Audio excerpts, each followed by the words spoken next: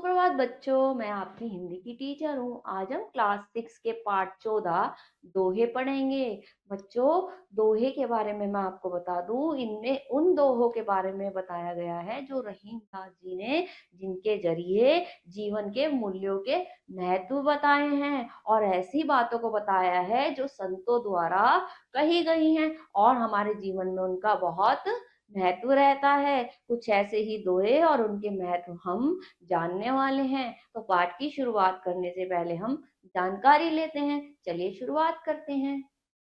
संतों के उपदेश हमें जीवन मूल्य का ज्ञान कराते हैं तथा जीवन में सद्मार्ग को अपनाने की प्रेरणा देते हैं। बच्चों, संतों के जो भी बातें होती हैं उनकी क्या होते हैं, वो हमारे को जीवन के मूल्यों का ज्ञान करवाती हैं। ठीक है, और वो हमें अच्छे मार्ग पर चलने की प्रेरणा देते हैं। ठीक है, संतों की नीतिगत बातों को जीवन में आत्मसात करके दूसरों के साथ बांटकर समाज का भी भला किया जा सकता है। और अगर हम उनकी बात मान ले तो समाज का भी जो है, दूसरों के साथ उस बातों को बांट के समाज का भी भला कर सकते हैं। प्रस्तुत पाठ में रहीम के कुछ ऐसे ही दोहे दिए गए हैं जो हमें एक सदाचारी जीवन के लिए प्रेरणा देते हैं। इस पाठ में ऐसे ही दोहों का वर्णन रहीम जी ने किया है जो है हमारे जीवन के मूल्यों को और महत्व को बताते हैं। तो चलिए बच्चों, दोहों को पढ़ते हैं और उनके महत्व को जानते हैं। चलिए शुरुआत करते हैं। ठीक है, चलिए शुरू करते हैं। जो रहीम उत्तम प्रकृति का करी सकत कुसंग, चंदन विष व्याप्त नहीं लिपटे रहत भुजंग। भुजंग क्या होता है? सांप, है ना। विष मीन्स जहर, विष का मतलब होता है जहर। चंदन के पेड़ पर सांप लिपटे रहते हैं। ठीक है, वो ये कह रहे हैं रहीम दास जी की उत्तम व्यक्ति जो होता है बुरे संगति के लोगों के साथ भी अपने जो है उत्तम विचारों को, अपने आपकी अपने व्यवहार को नहीं बदल पाता, वो वैसा ही रहता है क्योंकि वो उत्तम होता है। कैसे? जैसे कि अगर चंदन के पेड़ पर बहुत से सांप लिपटे होते हैं, उनके जहर का असर उस पर नहीं होता, वो अपनी शीतलता को नहीं छोड़ता। ठीक है बच्चों, आगे बढ़ते हैं। अगला दोहा। रूठे सुजन मनाइए, जो रूठे सो बार, रहीमन फिरी फिरी होइए, टूटे मुक्ताहार। रूठे सजन मनाइए, हमें अपने रूठों को मना लेना चाहिए। ठीक है, जो रूठे सो बार, चाहे वो हमसे 100 बार रूठे, हमें उसे बार बार मना लेना चाहिए। रहीमन फिरी फिरी पोइए, अगर एक बार वो हमसे अच्छे लोग हमारे अपने रूठ गए और हमने नहीं मनाया उन्हें, एक बार वो रिश्ता टूट गया, तो वो जाने वाले, हमारे जीवन से जाने वाले अच्छे लोग हुआ वापस नहीं आ सकते। इसलिए हमें उन्हें मना लेना चाहिए। ठीक है ना बच्चों, आगे देखते हैं। आगे क्या है?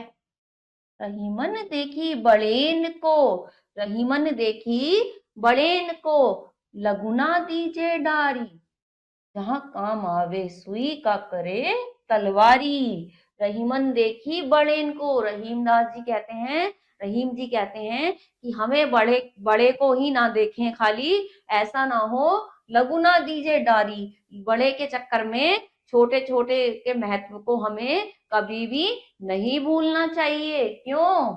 जहां काम आवे सुई, कई ऐसा भी होता है कई जगह सुई भी काम आती है ना। सुई भी वो बड़ा काम कर जाती है जो तलवार नहीं कर सकती। जहां सुई का काम है वहां सुई ही कर सकती है, और जहां तलवार, वहां तलवार काम नहीं कर सकती। इसलिए हमें कभी भी बड़े के चक्कर में छोटे का महत्व नहीं खोना चाहिए। ठीक है, चलिए अगला पढ़ते हैं। रहीमन यही संसार में सब सो मिलिए धाई, ना जाने के ही रूप में नारायण मिल जाई। रहीम दास जी कहते हैं यह संसार में सबसे मिलकर रही है, सबसे मिलकर रही है। क्यों? कभी भी अभिमान मत करिए। ठीक है, क्यों? ना जाने को ही रूप में, को ही मतलब किस रूप में, ना जाने किस रूप में नारायण मिल जाई। ना जाने किस रूप में नारायण मिल जाए हमें, किस रूप में भगवान जो है हमारे पास आ जाए। ठीक है, हमें कभी किसी का निरादर नहीं करना चाहिए। ठीक है, यही समझाने का प्रयास किया गया है। मधुर वचन ते जात मिट, उत्तम जान अभिमान, तनिक शीत जल सो मिटे, जैसे दूध उफान। वो कह रहे हैं मधुर वचन, मीठा बोलना चाहिए हमें। मीठा बोलने से जो है बड़े से बड़े लोगों का गुस्सा शांत हो जाता है। ठीक है, हमें कभी भी अभिमान नहीं करना चाहिए, घमंड नहीं करना चाहिए, हमेशा सबसे मीठा बोलना चाहिए। तनिक शीत जल सो मिटे, तनिक मतलब थोड़े से ही जल के छींटे से जैसे उबलते हुए दूध भी, उफान भी उसका शांत हो जाता है, ऐसे ही अगर कोई गुस्से में होता है, अगर मुझसे मीठा बोलते हैं तो उसका गुस्सा शांत हो जाता है।